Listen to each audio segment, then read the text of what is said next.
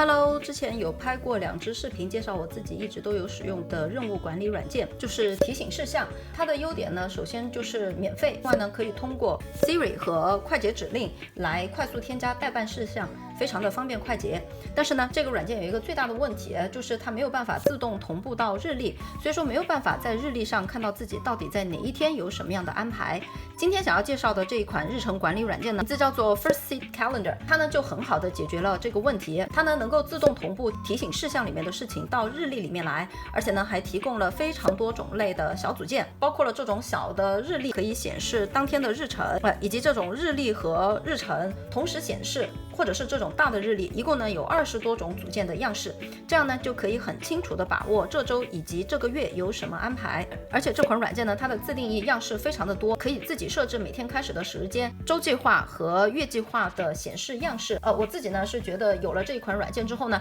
已经能够满足自己对日程管理的大部分需求了。这款软件呢，它也有 iPhone 版本 ，iPhone 版本呢它免费下载使用的。我现在手机上呢用的就是免费版本的 ，iPad 上面这个版本呢它是需要付费的。iPad 上呢我们可以付费用 iPad 专用的版本，也可以勉强使用手机版。所以说今天这个视频呢，先简单介绍一下这个手机免费版的功能，然后呢讲讲付费的 iPad 版本的功能，最后说说我自己平常使用的方法。其实这款软件呢，它还有 Mac 版本的，但是呢我没有使用过，大家有兴趣的话呢，可以自己研究看看。那我们首先来看一看免费版，换一个 iPad， 因为这个 iPad 上呢，我就是装的免费版本的。我们直接在商店里面搜索 First Seat Calendar， 可以看到有2个软件，一个是 For iPad， 这个是要付费的，然后一个呢就是免费的。我们下载了这个之后，打开。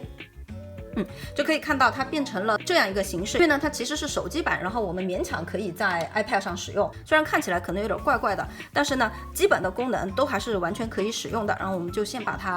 这个 iPad 转个方向，可以看到在手机上呢它的显示就是完全正常的，只不过因为手机上比较小嘛，为了大家看得清楚，我就用 iPad 来展示了。下载好之后呢，我们需要允许它获取日历和提醒事项，它就会自动开始同步信息了。我们可以查看月、周、天，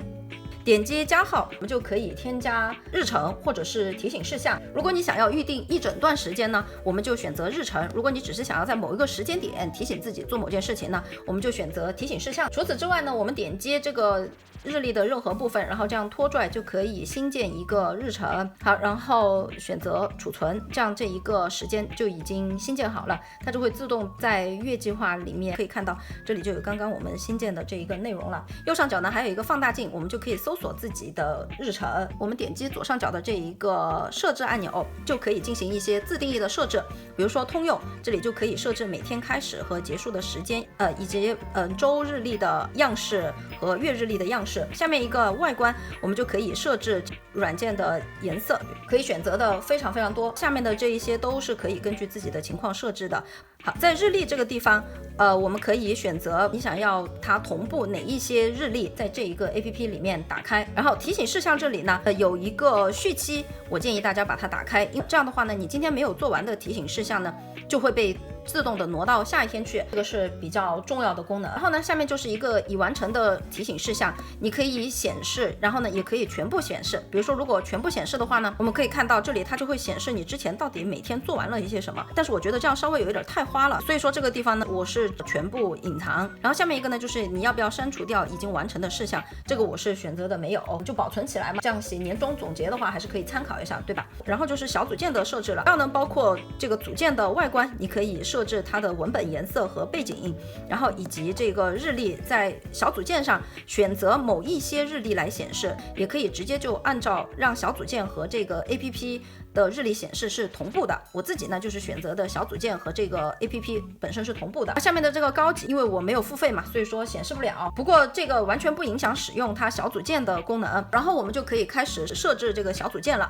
设置的方法在 iPad 上和手机上都是一样的。我们长按这个屏幕之后，选择加号，我们找到 Calendars，就可以在它提供的这一些小组件里面选择你自己喜欢的样式，而且只要是大小相同的，比如说这一款和这一款，它们两个是可以相互堆叠在一起的。比如说如果我选择一个今天和明天的待办事项的小组件，我们先添加了之后，我们再继续添加，我们再选择一个比如说这种日历形式的吧，然后它的大小和跟我添加的是一模一样的，我们选择添加组件。好，它们两个现在呢是上下显示的，然后我们直接点住下面的这一个，把它挪到上面去。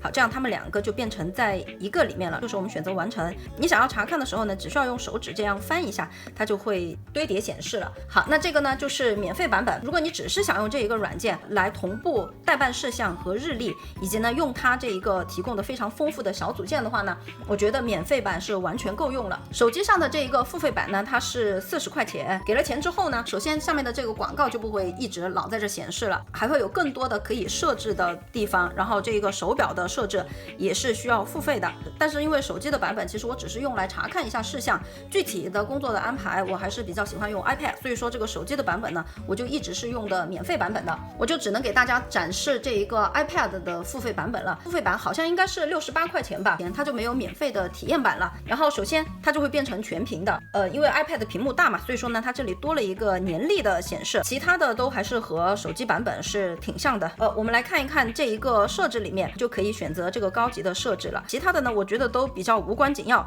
比如说什么标题栏的显示啊，还有一些这个 APP 的图标你要哪一个呀什么之类的，我觉得都无所谓。但是呢有一个很好用的功能，就是这一个拖放，打开之后呢，好，这一个工作我们就可以点击它之后随便把它挪到任何一个地方去，而且你可以看到它可以自动安排时间。所以说比如说我想要把它预定拖到这个时间去，你直接用这个拖拽的功能就可以了，非常非常的方便。特别是有的时候比如说今天这件事情我没有做完，然后我想要明天做，我就直接在这个地方把它拖到第二天就行了。这个呢就是付费版多出来的功能。对于手机来说呢，其实就是你可以更详细的设置软件里面的一些细节内容，以及可以拖拽任务。iPad 付费版呢还有多了一个就是可以全屏显示及这一个年历显示的部分。就像我刚才说的，如果你不需要用到这么详细的设置，然后呢只是用来看你自己的日程安排，我觉得用 iPhone 免费版本无论是在iPad 上还是在手机上使用都是很好的。但是因为我自己比较喜欢用 iPad 来管理日程嘛，所以说呢还是下载了这一个付费版，因为这个拖拽的功能真的还是挺好用的。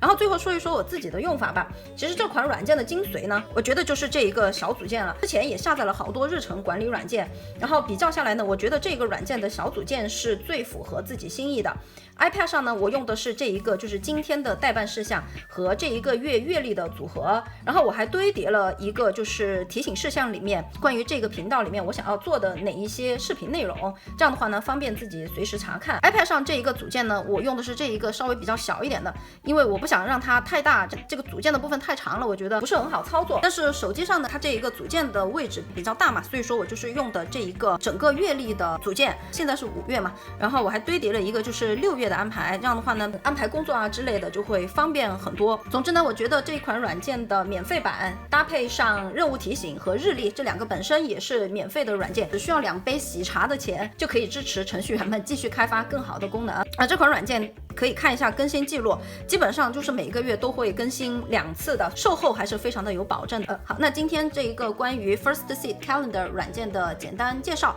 就是这样咯，希望对大家有所帮助，拜拜。